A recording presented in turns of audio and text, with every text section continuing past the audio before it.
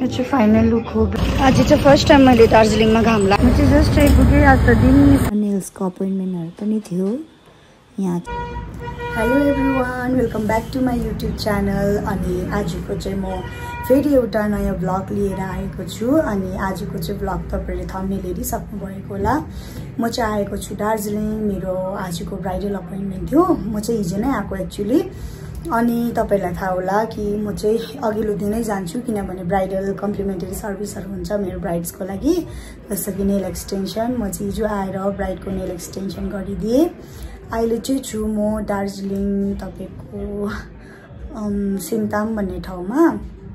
अन्त अब चाहिँ ब्राइडल एक्चुअली मेकअप त मैले गरिसकेँ। मैले इन्ट्रो भिडियो चाहिँ मेकअप गरिसकेर गरेको, किनभने बिहान चाहिँ एकदम ज्यादा हतार हुन्छ नि त, रस हुन्छ। अनि इन्ट्रो भिडियो लिएको थिइनँ। अनि अब if you are new to my channel, don't forget to like, share and subscribe. अनि अब चाहिँ मैले मेकअपहरू गरिसकेँ है। म चाहिँ ब्राइडको बिफोर एन्ड आफ्टरको रिल्सहरू, भिडियो क्लिप्सहरू हालिदिन्छु ब्राइडल मेकअप सँगसँगै। अनि आज चाहिँ मेरो दुईटा पार्टी मेकअप पनि थियो। ब्राइडको मदर इन ल, सासू र उहाँको नन्दले पनि पार्टी मेकअप गर्नुभएको थियो। अनि मेकअप चाहिँ मैले गरिसकेँ, भ्यानिटीहरू मैले प्याक गरिसकेँ। ल अब चाहिँ म निस्किन्छु है, खानासाना खाएर सिलगढीको लागि। त्यसको बादमा मेरो क्लासेसहरू छ, क्लासेसहरू जान्छु, अपोइन्टमेन्टहरू छ आजको। So stay tune. आज मेरो ब्राइड बहिनी आई भनिदिउँ न। अब चाहिँ उहाँको म मेकअप गर्छु, मतलब फाइनल लुक हाल्छु। Stay tune. यहाँ चाहिँ ब्राइडको आई लुक भइसकेको छ। आई लुक चाहिँ हामीले यसरी लाइट राख्यौँ। अब चाहिँ फेस मेकअप।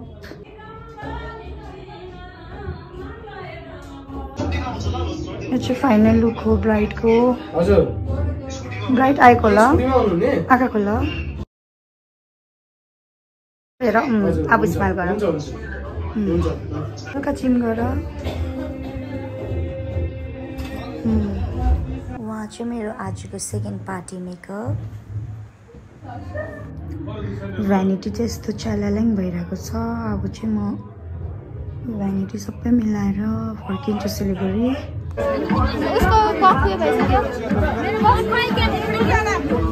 अब चाहिँ म खाना खाएको, खाना खाएर चाहिँ म सिलगढी जान्छु।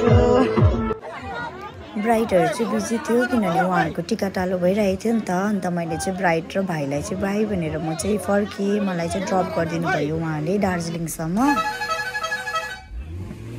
बाटो चाहिँ एकदम ज्यादा अप्ठ्यारो थियो, तपाईँहरू हेर्न सक्नुहुन्छ। एकदम अपवर्ड उकालो खालको बाटो थियो।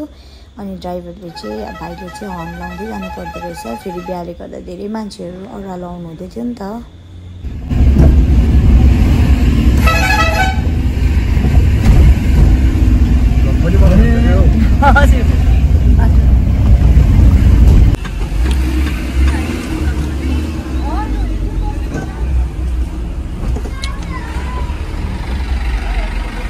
आज चाहिँ फर्स्ट टाइम मैले दार्जिलिङमा घाम लागेको देखेको होइन। यत्रो सालदेखि म दार्जिलिङ मेकअप गर्न आउँदैछु।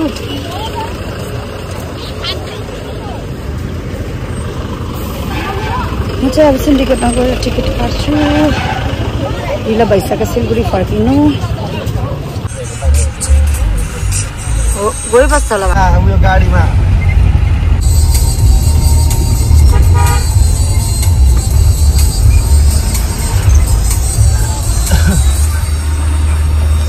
जाम चाहिँ यो चाहिँ हामी दार्जिलिङबाट सिलगढी फर्किँदा चाहिँ यस्तो जाम लाग्छ है। झन्डै आधी घन्टा 45 मिनट जस्तो बेसी पनि फस्यो होला हामी जाममा। आम्मामा के लामो अहिलेदेखि बाद ला भगवान् ओभरटेक गर्दै आउँदैछ। अहिलेदेखि झन्डै मैले 5 मिनट जस्तो लिन पनि होला भिडियो। त्यहाँदेखि अहिलेसम्म स्टिल जामको जाम। गाडीहरू हेर्नुहोस्, यहाँसम्म चाहिँ रहेछ। यहीँ सक्यो होला हाम्रो त, यहाँ अझै रहेछ। बिचरा त गाडी यहाँ पनि जाममा बसिरहेको रहेछ। आउँदैछ यो।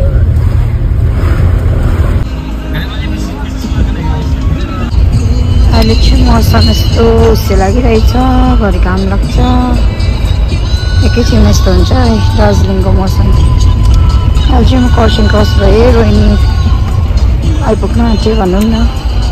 बाटो त्यस्तो छ।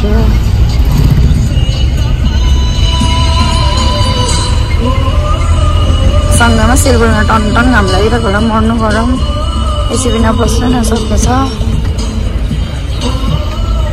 म चाहिँ जस्ट आइपुगेँ। आज त दिन निस्क्यो। यहाँ चाहिँ छ मेरो एकाडेमी। यहाँ चाहिँ भाइले पार्टी गरिदिँदैछ।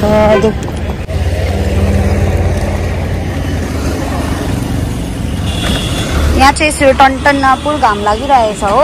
अघि दार्जिलिङमा चाहिँ कस्तो फगी लागेर भइरहेको थियो। अब चाहिँ म सिधै स्टुडियो जान्छु। हेर्दैछु स्टुडेन्टले के गर्दैछ। क्लास बुक्दा चाहिँ स्टुडेन्टहरू आधा चाहिँ छुट्टी गरेर गइसकेको रहेछ।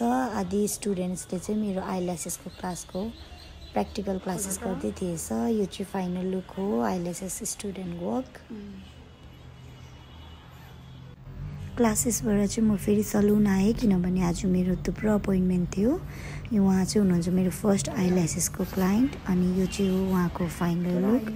एकदमै राम्रो आएको थियो, तपाईँहरू देख्न सक्नुहुन्छ। सलुनमा चाहिँ आज आइल्यासेस सँगसँगै हेयर र नेल्सको अपोइन्टमेन्टहरू पनि थियो।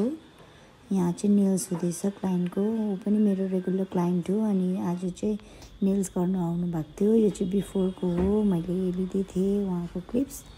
अनि यो चाहिँ मेरो आफ्टरको नेल एक्सटेन्सन भएपछि। अनि त्यसको बादमा म सेकेन्ड मेरो आइल्यास अपोइन्टमेन्ट गर्दैछु। यो चाहिँ उहाँको बिफोर लुक हो अनि यहाँ चाहिँ उहाँको आफ्टर लुक छ। यो चाहिँ मिररले गर्दा यसरी क्लाइन्टको भोल्युम देख्छ नि त ल्यासको। आँखा मुनि यसरी राख्यो अनि यसरी चाहिँ भोल्युम।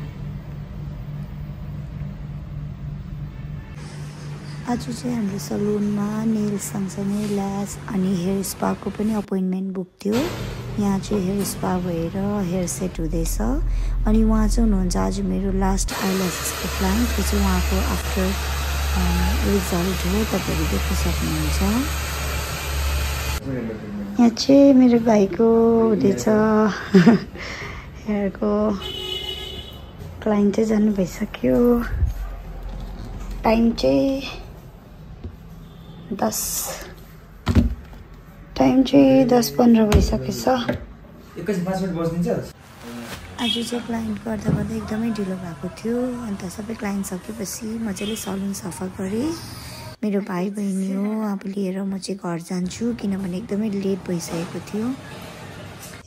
सलुन बन्द गरेर निस्किँदा मलाई एकदमै ज्यादा लेट भएको थियो। मैले काकाकाकीमै खानाहरू खाएँ अनि यहाँ देख्न सक्नुहुन्छ मेरो घरको चाहिँ बाउन्ड्रीको काम चल्दैछ र यहाँ चाहिँ एकदम च्यालालाइन भइरहेको छ। मलाई चाहिँ कहिले गएर फ्रेसन अप हुनु भइरहेको थियो। अहिले चाहिँ म फाइनली रुम आइपुगेँ अनि अहिले चाहिँ बज्दैछ अराउन्ड तपाईँको 12 बज्नु आँट्यो। अनि आज चाहिँ एकदम ज्यादा टायरिङ डे थियो किनभने तपाईँहरूले देखिसक्नुभयो होला। बिहान अर्ली मर्निङ उठेकोदेखि ब्राइडल मेकअप है, त्यसको बादमा स्टुडियो गएँ अनि सलुनमा पनि मेरो पुरा अपोइन्टमेन्ट थियो। 3टा जस्तो मेरो आइल्यासेसको क्लाइन्ट थियो अन्त नेल्सको पनि, साथैमा अब ब्युटी सर्भिसेसहरू पनि गऱ्यो नि त क्लाइन्टले होइन। हेयर स्पाहरू क्लिनअपहरू मैले सबै चिज लिइनँ किनभने भिडियो एकदम लेन्थली हुन्छ भनेर। अब चाहिँ म फ्रेसन अप हुन्छु। तपाईँहरूले देखिसक्नुभयो होला फेसबाट नि म चाहिँ एकदमै ज्यादा टायर्ड भइरहेको छु। अनि if you are new to my channel don't forget to like, share and subscribe. अनि that's it for today's vlog.